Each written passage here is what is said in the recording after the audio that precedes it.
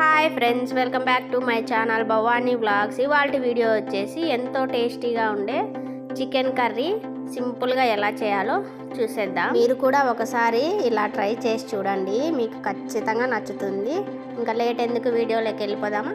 First వచ్చేసి నేను ఇక్కడ 3 టేబుల్ స్పూన్ల ఆయిల్ తీసుకున్నానండి. ఆయిల్ వేగిన తర్వాత ఒక 1/2 టీ స్పూన్ జీలకర్ర, అలాగే 2 పచ్చిమిరపకాయలను సన్నగా కట్ చేసుకొని వేసుకోవాలి.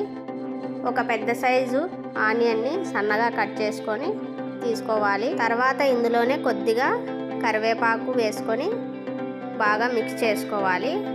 ఆనియన్స్ అన్నీ బాగా వేగిన తర్వాత మనము చికెన్ని, నేను వచ్చేసి ఇక్కడ 1/2 కేజీ చికెన్ తీసుకున్నానండి. నేను చికెన్ని ముందే వాష్ చేసి పెట్టుకున్నాను.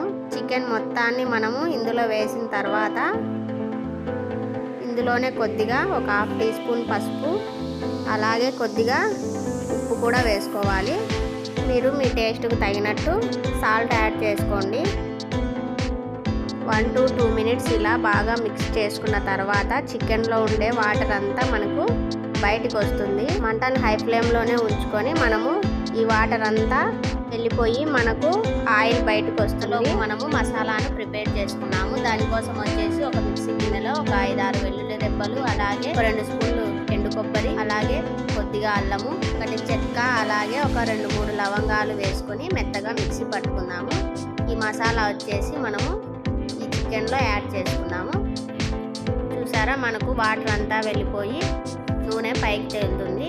ఈ స్టేజ్లోనే మనము ఈ మసాలా యాడ్ చేసుకోవాలి. ఒకసారి అంతా మిక్స్ చేసుకున్న తర్వాత మనం ఇందులో ఒక 2 స్పూన్లు కారం పొడి, అలాగే ఒక 2 స్పూన్లు ధనియాల పౌడర్ కూడా వేసుకోవాలి. మీరు మీ టేస్ట్ తగినట్టు కారం పొడి వేసుకోండి. 1 to 2 మినిట్స్ ఇలా మనము మసాలాలు వేసిన తర్వాత బాగా ఫ్రై చేసుకోవాలి. అప్పుడే మనకు చికెన్ కర్రీ అనేది చాలా టేస్టీగా వస్తుంది. 2 to 3 మినిట్స్ మనము మూత పెట్టుకొని బాగా కుక్ చేసుకున్నాము. తర్వాత మనం వాటర్ యాడ్ చేసుకోవాలి. ముందే వాటర్ యాడ్ చేయకూడదండి. చూసారా, మనకు ఆయిల్ అంతా బాగా పైకి వస్తుంది కదా. ఇప్పుడు మనం ఇందులో కొద్దిగా వాటర్ యాడ్ చేసుకున్నాము. మీరు గ్రేవీ ఎక్కువ కావాలనుకుంటే ఇంకొద్దిగా వాటర్ యాడ్ చేసుకోండి. నేను వచ్చేసి ఇక్కడ ఒక గ్లాస్ దాకా వాటర్ యాడ్ చేశాను. లాస్ట్లో మనం కొత్తిమీర వేసుకొని మంటను లో ఫ్లేమ్లో పెట్టుకొని మళ్ళీ ఒక 10 మినిట్స్ అలా కుక్ చేసుకుంటే మనకు ఎంతో టేస్టీగా ఉండే చికెన్ కర్రీ రెడీ అయిపోయిందండి. ఈ కర్రీ వచ్చేసి మనకు రైస్ లేక్ కానీ, చపాతీ లేక్ కానీ, రొట్టె లేకైనా మనకి చాలా చాలా బాగుంటుందండి. మీరు కూడా ఖచ్చితంగా ట్రై చేసి నాకు ఎలా ఉందో కామెంట్ చేయండి. ఇంకా మనం ఒక గిన్నెలోకి సర్వ్ చేసుకున్నాము. అంతే అండి, ఎంతో టేస్టీగా ఉండే చికెన్ కర్రీ రెడీ అయిపోయింది.